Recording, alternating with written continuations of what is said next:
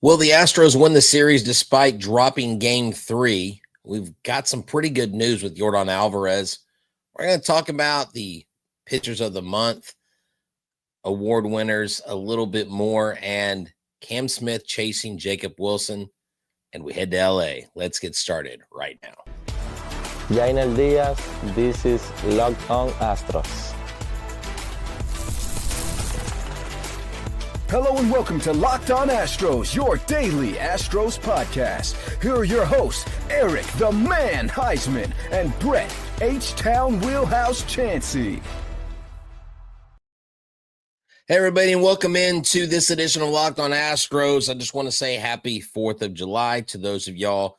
Happy Independence Day. It is a great day to celebrate the greatest country on God's green earth. And we thank you so much for tuning in. If you do celebrate the 4th with barbecue, with drinks, with family and friends, and driving and fireworks, please be safe. Please designate a driver, because we want y'all to return on Sunday when we talk about how the Astros have successfully taken on the Dodgers and won another series against another National League juggernaut. You know where to find me, H-Town Wheelhouse.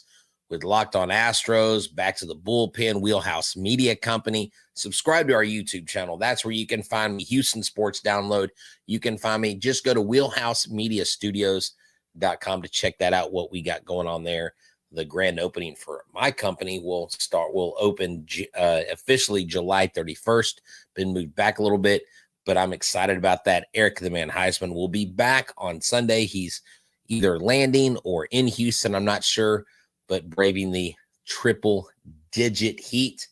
So, without further ado, let's just talk about this game first. And then I'm going to get to what I think is a positive update on Yordan Alvarez. You may or may not have heard it, but we're going to hear it straight from the horse's mouth. And this is a little bit of a change from where the Astros have been when it comes to player updates, because they've been a little bit dismissive, or need you say secretive, about their players and their injuries. And they don't exactly conjure up the word trust when it comes to talking about this team and how they've dealt with injuries. So the Astros fell today in a one-run game, 7-6. Now, most of the time in one-run games, they actually do a really good job. They've been doing well all year. The Astros did score more than 4 runs. That is their magic number. But the Rockies matched them with 13 hits. They just had one more run. They tried to make a valiant effort in the 9th, or some would say not so valiant effort in the 9th, to score the 1 run. But in one-run games, they're now 16-8. That's okay. You're going to have games like this. But I want to focus on why I think there are things about this game that you can pull out of it that are good. Not just because I'm the always positive, always Stros guy, but simply because I think this team has got so much going for it despite so many obstacles. In the first inning, you had Cam Smith get his 14th double of the year, and you had Jake Myers score. The Astros went up 1-0. Then the Rockies came back and tied it with a home run. Thairo Estrada hit a home run. In the second, you had Isaac Paredes get his 11th double. Cooper Hummel scored. The Astros were up 3-2. Okay. And so, I'm sorry, the Rockies went up. So the Astros scored 2. The Rockies scored 2. They were tied going into the second. The Astros score a run. 3-2, they're winning. The Rockies come back, and it's 3-3. Then they go up 5-3. Going into the 7th inning, they weren't doing much on the base paths. They weren't getting many hits. Kyle Freeland was hitting his spots. But then it came to Cam Smith. Cam Smith comes up. You know what? We'll talk about him later. Cam Smith, actually, we'll talk about him chasing Jacob Wilson later. But a 2-run triple. Isaac Paredes and Jose Altuve both scored. So there you go. Tie it up. But then what do the Rockies do? They come back, and the Astros took the lead. They came back. I'm sorry. Yeah, they came back, tied up the game. took the lead, and then they had 7 runs there in the 7th, and then the Astros could only muster 1 run in the 9th. They lost 7-6. Brendan Walter went out there, is not a guy that you're going to depend on to do much, but he did give up 8 hits in 5 innings, 5 earned runs, 3 Ks. Weems went out there, 5 hits, 2 runs. Caleb Ward only had 1 inning, a clean inning outside of the walk. And the Rockies didn't really do a whole lot of damage strikeout-wise. They limited the runs, though. So this is one of those games where the Astros were 2 for 10. They left 10 on base. You can hit the ball 13 times. You can also leave 10 on base, and you can lose 6-7. That's the beauty of baseball. It is absolutely outstanding, though, that this team, no matter what part of the game it is, I have confidence can always come back. And even though they took the loss today and they avoided getting the sweep, you liked this effort and you liked Cam Smith, as I think he's jettisoning himself closer and closer to Jacob Wilson. Wilson's going to be hard to supplant. He's going to have to go through a major slump. But now as the All-Star Game starter, he's got the writer's eyes real big. Sacramento, the A's, they're homeless. This rookie, he's right out of college, blah, blah, blah. You hear the stories being written already. So whether Cam Smith catches him or not is going to be up to the voters, and whether the voters feel like Cam Smith deserves it. Now, if Cam Smith completely takes him over and Jacob Wilson completely has a falling off, then yeah, Cam Smith can win it. But I think that him being number 2 would not be bad.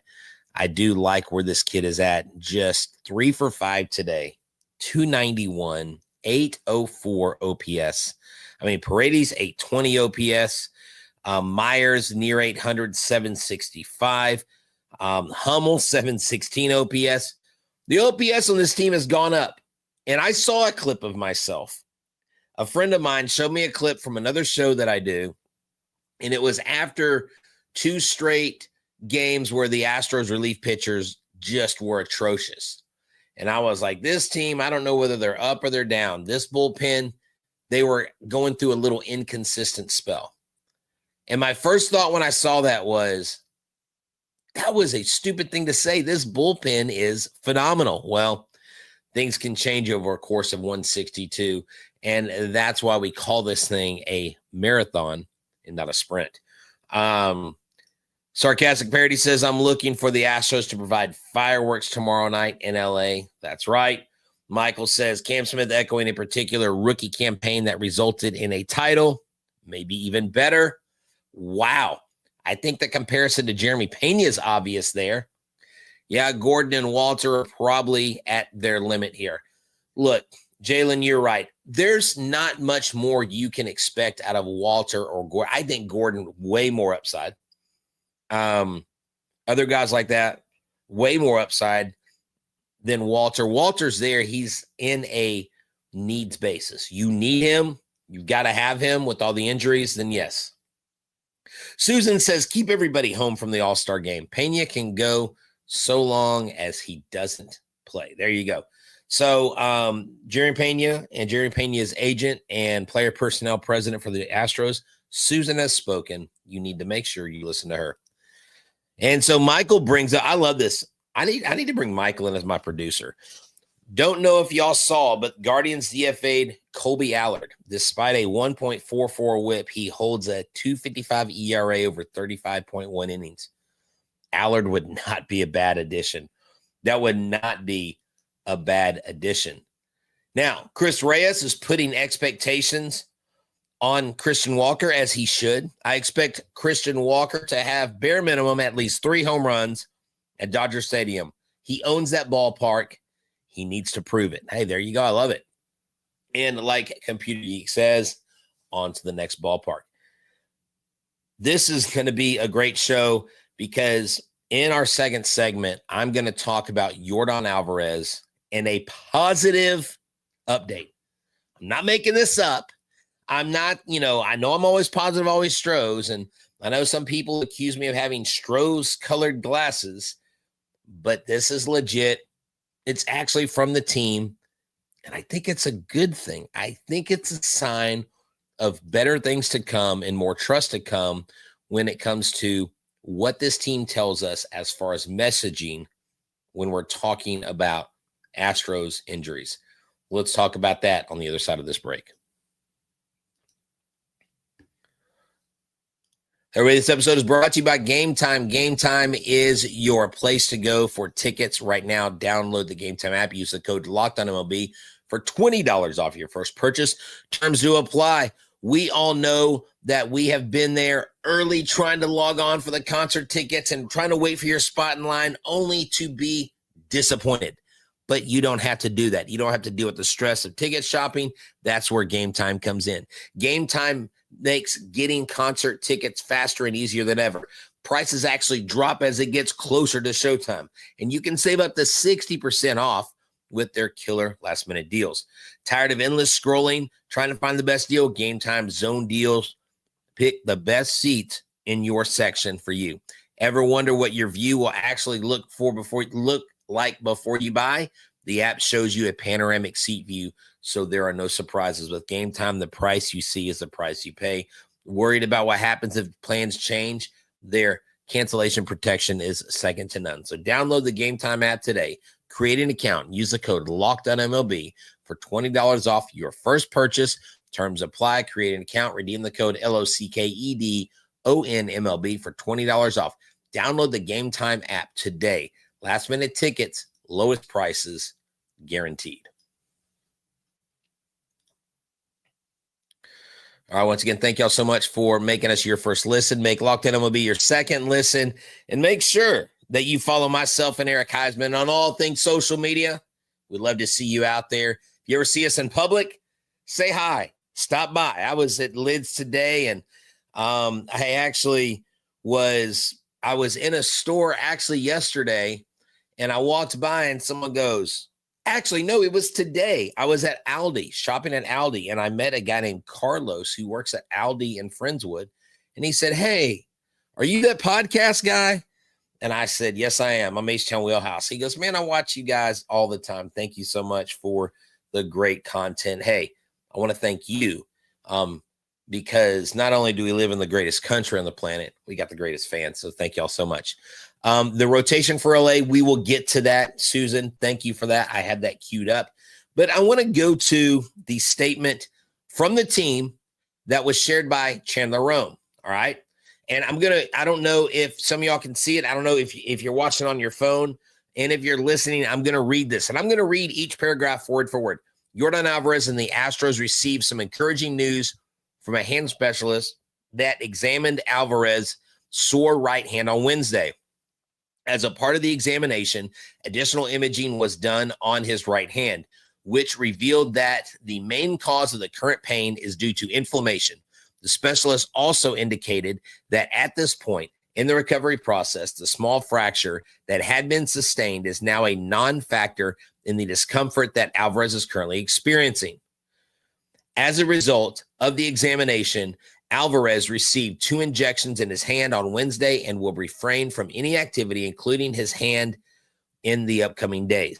This was not the first time that Alvarez had received injections in his hand while on the injured list. The specialist also reviewed the multiple sets of imaging that had been done previously on Alvarez's hand and concurred with the findings of the Astros medical staff and other hand specialists. The specialist also determined that the imaging done on Wednesday revealed that Alvarez's hand had made noticeable progress when compared to imaging done over the past several weeks. Prior to Wednesday's MRI, the most recent imaging on Alvarez's hand had indicated that the inflammation had been reduced. Alvarez began to ramp up his baseball activity last week and was able to take batting practice on the field on Saturday with positive results. However, on Tuesday morning, Alvarez reported that to the Astros medical staff that the pain in his hand had returned, which resulted in Wednesday's visit to the additional specialist. So there you go. That's a lot to read. I may actually put that up on post on YouTube tonight after the show, but you can find it if you're on X. You can find it on Chandler Rome's feed. He put that up there. So yes, again, we will get to the pitching matchups here in a second. But here's a couple things I want to take from that, and then I want to move on. The Astros came out and told exactly what's happening. They didn't skirt around details. That's a detailed report. And I don't know what changed. I don't know what changed, okay? Hold on. Because I'm being told that both of you are in his same line that you are. Okay. Hey, I'm sorry. Willard, I don't have time to talk about other servers. We're focused on the show here, sir. I don't know what you're talking about. So the bottom line is this. The Houston Astros have come out with explicit detail. Somebody like Jim Crane probably said, get the flipping news out there so that we can worry about, so we don't have to worry about the messaging. So we don't have to worry about like everybody saying that we're lying or that we're trying to throw everybody off, because the messaging's been bad. This medical staff's messaging, whether it was a concerted effort from the beginning when Jeremiah got here that he's like, we're not going to share anything with the media, or they just have mishandled every injury ever since I know that this medical staff has been a part of this team. Somebody finally woke their you-know-what up and said, get the word out there. It looks bad on the team. It looks bad on the players. I'm pretty sure, okay? I don't know what the lineup. We will get to the lineup here in a second. In our last segment, we'll talk about the pitching matchups, okay? So we'll talk about the pitching matchups in the last segment. But Yordan Alvarez is in a much better place. I talked on Louisiana radio today, and I just assumed that he was going to be out for the season and have surgery.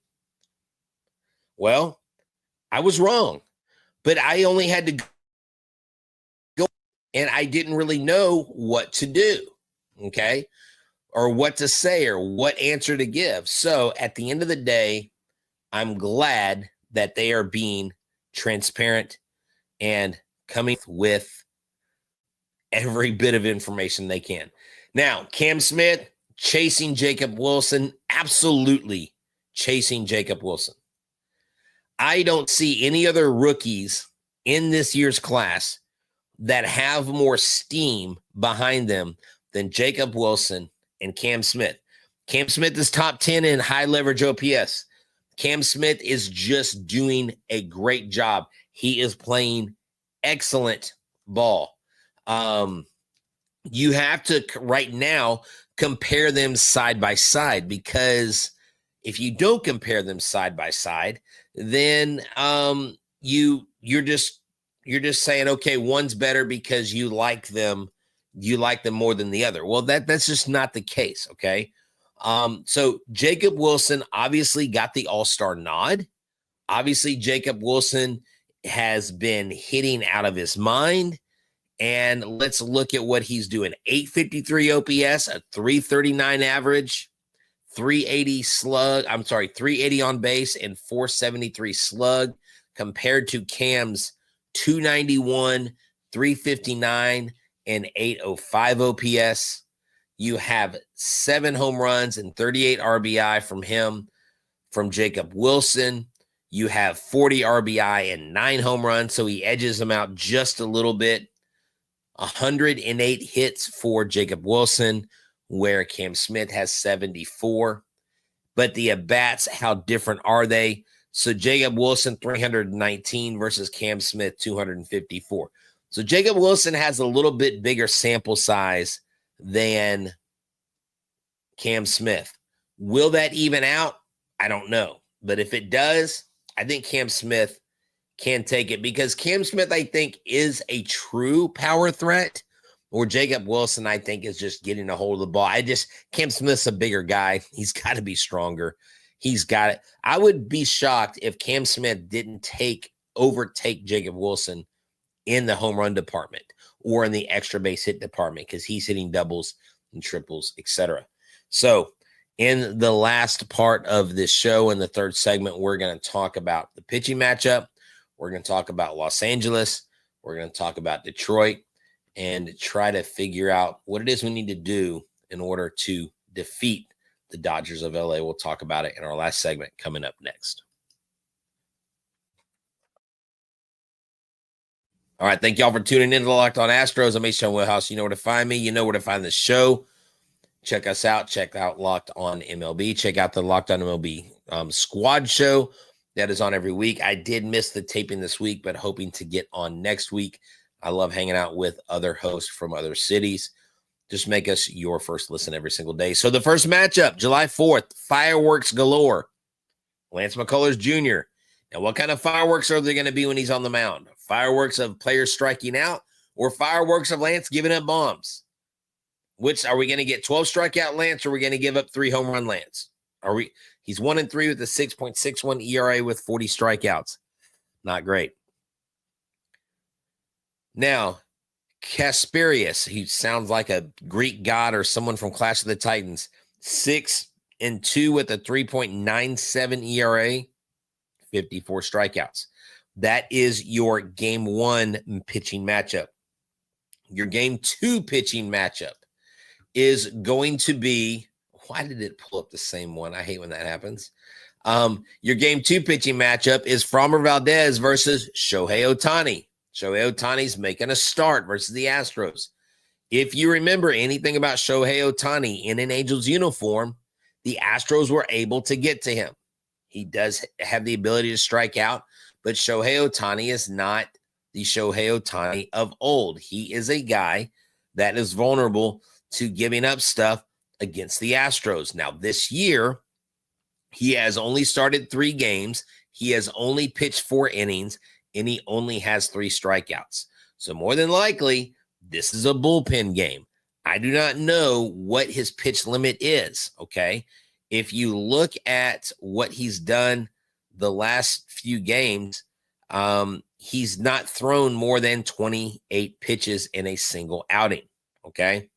So they have been limiting him. He got 2 innings last time. Maybe he goes 3. Maybe he goes 4. But Ohtani will be on the mound Saturday. And then Sunday's game, it's to be determined on both teams. There is no set starter as of right now. So we don't know who that is. I really think that you have to look at both teams and where they are offensively and where they are pitching wise. So when you look at offensively, the Dodgers lead in home runs. The Dodgers lead in triples. The Dodgers are 6th in doubles. Okay. The Dodgers are 1st in runs scored. Okay.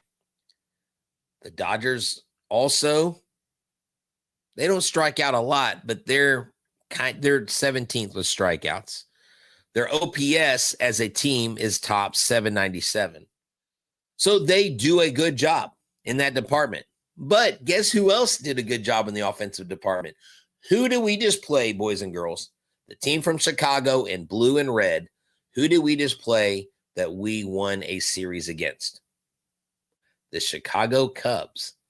And we took care of business. Not we, not me. The Astros took care of business. So really, it's going to come down to the offense performing.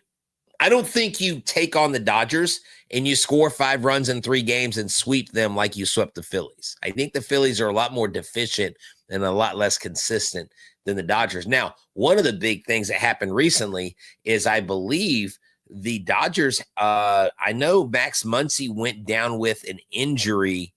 I believe it was yesterday, a pretty bad looking injury. And let me see if he's in the lineup today. I do not see him in the lineup today. So Max Muncy is out. So he's a guy that they may not have available. But when you've got to line up Ohtani, Betts, Freeman, Hernandez, Pagas, Conforto's not hitting worth the darn. After that, they're 6, 7, 8, and 9 hitters. They're just average. So if you can handle their first 6 hitters and get them swinging early, get the missing bats, then you can take care of business. Yes, it was his knee. But, hey, what's up, Jose? But your pitchers have to be on point, okay? That first game is going to be crucial. How long of a leash does Lance McCullers have? I mean, let's look at what he's been doing over the last couple starts, because we know his last start was not good. He's been more good than bad, 8 games started, 40 innings, 32.3 innings pitched. He does have 40 strikeouts, but you've got to. So in May, he was 0-1 with a 5.89 ERA. Yeah, he just hasn't been great all year. Again, he did have the 12 strikeout performance versus the Athletics. He did have the 8 strikeout performance versus Seattle. Pittsburgh 7, Chicago White Sox 6. Then 3 1/3 innings against the Cubs did not look pretty. You need this guy to get outs. You need him to miss bats and stay away from the long ball, because he's prone to give up the long ball. Susan says, why not shoot for the moon? Let's get a sweep. Hey, why don't you want to sweep? The object of the game isn't just to win 2 of 3. The object of the game is to win every freaking game that you play. Every game, that is the object. And so what we talked about today was another series road win. Oh, and let's give them a little bit more props. I know Eric and I might have talked about this a little bit, but let me show y'all a couple things. And I love these things that the Astros put together. Let me remove this and put this up. We know that Hunter Brown was pitcher of the month, 1.19 ERA, 130 opponent batting average, 55 strikeouts, 3.86 hits per 9. 433 opponent OPS, which is crazy low, and a 190 opponent slug. And then you had your guy Josh Hader, 9 for 9 in saves, 4 wins, first among relievers, and a 1.98 ERA. And then another thing that happened when Hunter Brown was on the mound, boom, he got his 500th career strikeout. Look, folks, this team is full of studs. This team is full of ballers. And even if they've got 15 or 16 players on the IL, they just keep rolling. There is a clubhouse culture that is unmatched. Just like a nice glass of ice water in my Houston Astros cup from the stadium. Just so refreshing to get up and know that you're an Astros fan. You just missing the little lemon on my cup. Just missing the little lemon, or maybe like a little drink umbrella. This is America, and it's 4th of July, and we celebrate America. And again, let me just say this as I part ways, because I'm going to take a few days off, folks. No more content creation for a few days, okay? I'm just going to chill. I need some downtime. I need some me time, just like you. No, it is really water. I promise you it's water. If I had that much of an alcoholic drink in my cup, then I would probably have a problem. No, and I don't drink vodka. I don't like vodka. But yes, it is H2O. High quality H2O. Anyways, Water Boy will not show up tonight. But seriously, celebrate with your family. Be thankful for what you have. Be safe. Don't make any stupid decisions. Don't try to blow up M80 firecrackers in your hand. Okay? No Roman candle wars, guys. No celebrating, like shooting stuff in the air unless they're fireworks. Okay? You know what I'm saying? I am going to take a little vacation. But thank you so much. I hope y'all enjoyed the information. I hope that you guys just keep returning back here. Thank you so much for being loyal followers, loyal listeners. And if I get to see you ever in public, it will be my honor to say thank you in person. Y'all have a good one. The Astros are taking off to LA. I'm taking off for some R&R, and I'm going to be watching the Astros kick some LA Dodger butt. because there's nothing better than watching the Houston Astros defeat a team from it. Currently, Eric, welcome back. Y'all have a good one. And, like I always say, I'm always positive, always Stros. We out.